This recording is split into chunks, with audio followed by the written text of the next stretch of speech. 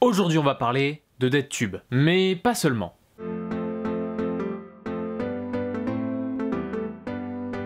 Mais si vous connaissez le manga un peu gore, alors je dis tout de suite, cet épisode va être plus critique d'une pratique au niveau des mangas. Mais pour le moment on va parler du manga lui-même. DeadTube c'est un manga pas moral. Pas moral du tout. Vous savez, sur internet, il y a des vidéos qui fonctionnent, notamment les chats, les podcasts, les trucs, les machins. Dans DeadTube, c'est pas ça du tout. Le but étant de faire la vidéo la plus trash possible. S'il y a du sang, c'est cool. S'il y a de la violence, c'est cool. S'il y a du sexe, c'est cool. Alors évidemment, du coup, le manga est très violent, très sexuel, on va dire, même presque. Du coup, ça en fait un manga avec beaucoup de malaise. Déjà, l'histoire est tordue. C'est l'histoire d'un jeune homme qui filme bien, et du coup, il y a une fille qui participe à DeadTube qui lui demande, de la filmer. De la filmer du coup ses actions horribles et notamment la première étant de tuer son petit ami alors qu'ils étaient en train de faire l'amour. Je n'ai pas envie de diffuser d'images parce que j'ai pas envie notamment de me faire striker par YouTube. Du coup ça c'est la première action qu'ils font et le problème c'est quand on est plongé dans DeadTube,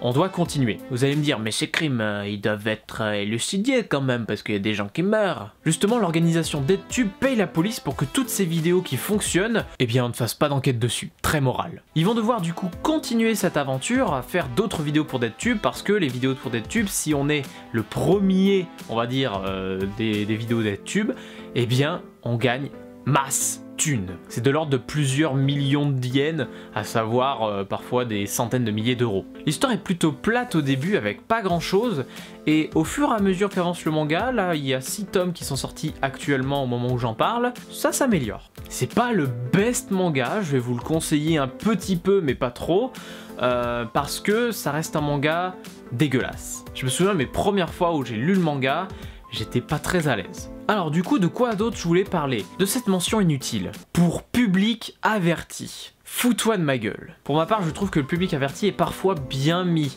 À savoir, dans Hubbleblatt, il y a le public averti parce qu'il y a quelques scènes de nudité et quelques violences un peu gore, mais ça va. Quand ça part dans de la vraie sexualité comme dans Teach Me Love ou de la sexualité et du gore dans DeadTube, je sais pas, mettez une limite d'âge ou un truc comme ça. J'ai peut-être l'air d'un papa un peu débile, mais en même temps, j'espère que les gens qui vendent ces mangas disent bien soit aux parents, soit aux jeunes, que c'est un truc assez vénère. Je trouve que ces mangas devraient avoir une autre mention que public averti, parce que pour moi, ça devrait pas être vendu à tout le monde. C'est pas parce que on sait qu'il y a de la violence qu'il faut qu'on regarde de la violence, vous voyez ce que je veux dire. Même les hentai, ils sont passés de moins 18 à moins de 16, j'ai pas compris. Enfin pour certains. Du coup, je vous laisse en débattre un peu dans les commentaires, parce que moi, ça me titille un peu.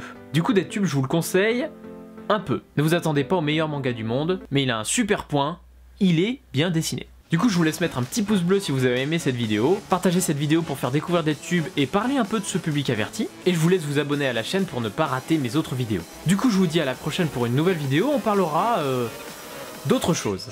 Allez, salut!